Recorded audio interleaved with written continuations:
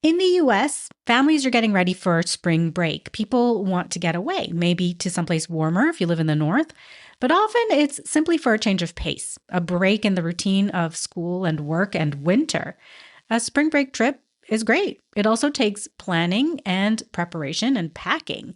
Now, people also want to sometimes refresh their homes during this break, maybe declutter and organize a bit, get the kids to help on a couple more chores because now they'll also be at home for lunch, and wake up times and bedtimes are probably going to be different.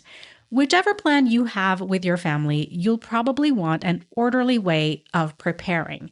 And as you prepare, I want you to keep in mind 3 mistakes to avoid when you're organizing right now with the approach of spring.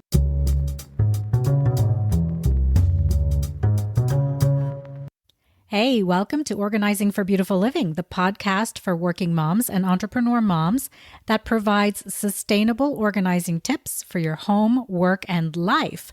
I'm Z Siman, professional organizer and productivity consultant, and I'm here to share simple ideas that don't take a lot of time so you can love your home, excel at work, and have the time to enjoy both without stress or overwhelm. Ready to get beautifully organized? Well, let's make it happen.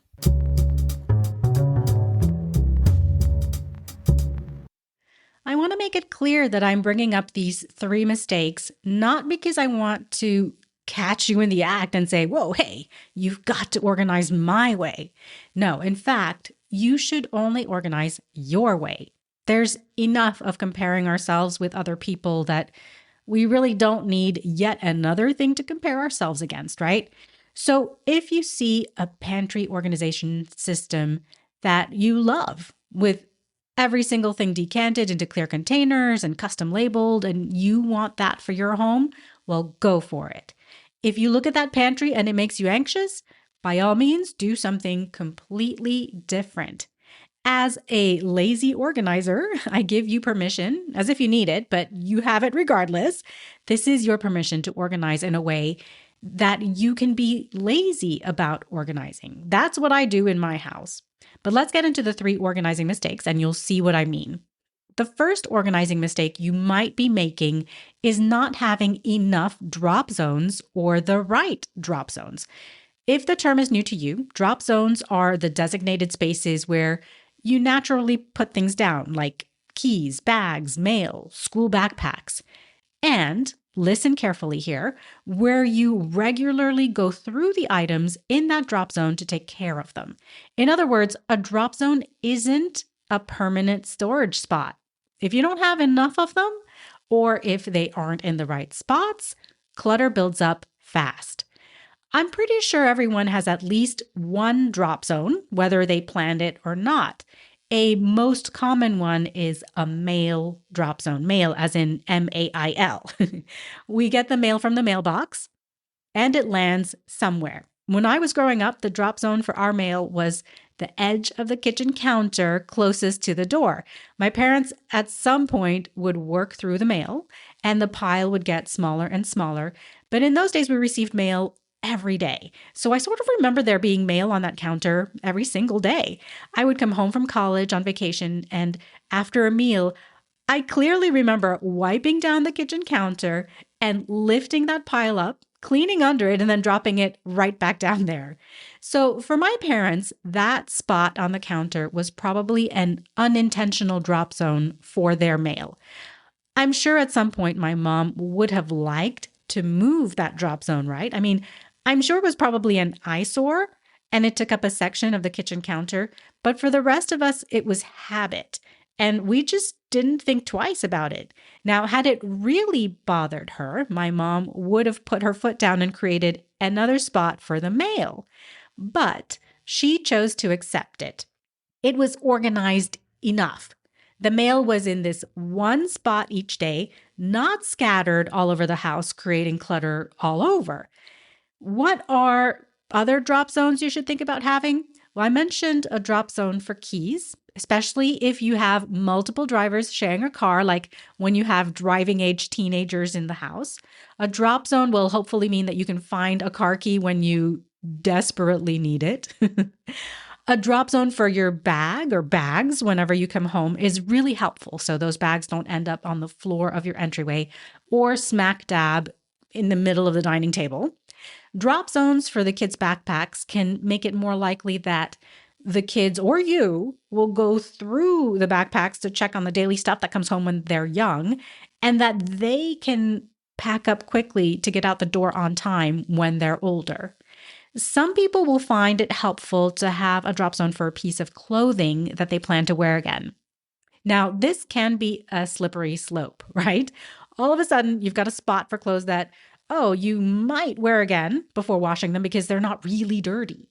So, the way to manage that is to regularly clear that spot. Now, like I said, in my house, I plan things to be placed in certain ways so that I can be lazy about organizing. I don't want to be organizing or cleaning all the time. When I'm home, I want to enjoy being at home. And yes, I have a nightly wind down routine that takes about 10 minutes. But for clothes that I've worn once, and I think I'll wear again before washing them, I hang them in a certain spot in my closet or fold them and place them in a certain spot in a drawer. Does this mean that my clothes will be out of color or length order or whatever order at some point? Yes. If that's not okay for you in your closet, then you should have another way of creating that drop zone. Maybe you set aside one special bin or basket for those wear again clothes, or you have some hooks on the wall or behind the closet door that you use to keep them separate from the rest of your clothing. Or you hang them up so your colors and lengths stay ordered, but you turn the hanger around so you can quickly recognize which clothes have been worn and not washed yet, okay? There shouldn't be anxiety about this. And clearing out that drop zone regularly should be part of your laundry checklist. Keep it simple. And that's true of every drop zone. You'll know there's a problem when you see shoes pile up in the entryway, but your drop zone is across the hall in your mudroom. Keep it simple. Notice where things naturally land and create drop zones there. Mistake number 2 is trying to make your family fit a certain organizing system. Sometimes we see a beautiful system on Pinterest and you want it. I've done it and tried to force it into my home only to find that it doesn't work for my family's habits. When the kids were little, we had a lot of toys. We were lucky to have a little playroom, but we also had toys upstairs in the kids' rooms. And then there were bath toys in the bathrooms.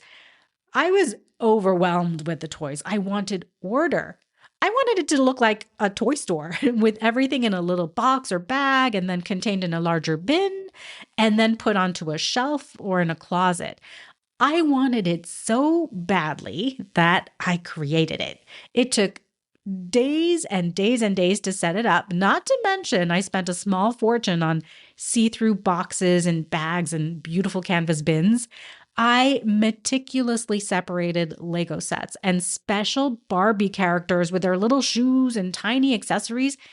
Why do they make rings for Barbie? Her fingers are skinnier than matchsticks.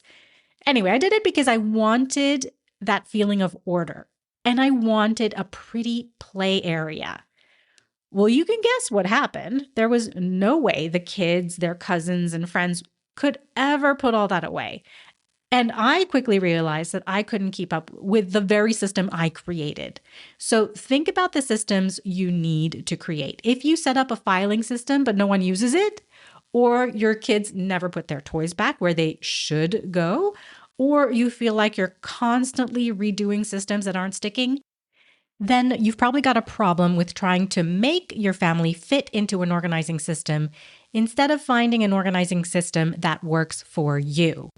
Consider your family's habits. Do they prefer open bins over drawers or hooks over hangers? Choose the solutions that require minimal effort to maintain. In the end, I set up stackable open front bin type shelving, and we designated one section for certain broad categories of toys. One was for balls, another was for anything with wheels, another was for all things Barbie, and so on. And if it really bothered me any given day, I closed the door to the toy room. And organizing mistake number 3 that you might be making is not taking the time to label. Hear me out, because you might be saying, "Oh, she just said I could be lazy about organizing and now she's telling me to label everything." Labels may seem like overkill, but they're the secret to long-term organization. Without them, people forget where things go and your system unravels. But you don't have to label everything. Just observe your family for a week. What do they always ask? Where does this go about? Also, observe the stuff that leads to frustration by any member of your family if it gets put in the wrong place. You might have to negotiate some compromises or act as referee, but frustration by anyone in your house just makes the entire day or evening pretty rotten, doesn't it? So when you find a spot that everyone can agree to, slap a label there so everyone remembers. You'll also know it's time to label something because you all end up spending too much time searching, or you end up spending too much time tidying up because other people in your house aren't following the agreed to system. Start with broad areas. Like, instead of labeling each and every charging cord, label a drawer, basket, or bin. Wrap each cord so they don't get all tangled up and put them inside.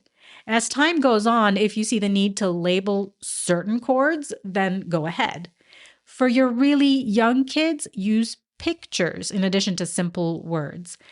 In general, try to keep labels on broader areas simple. Avoid making them too specific or detailed so you don't have to recreate a label every time you remove something or add something to that area.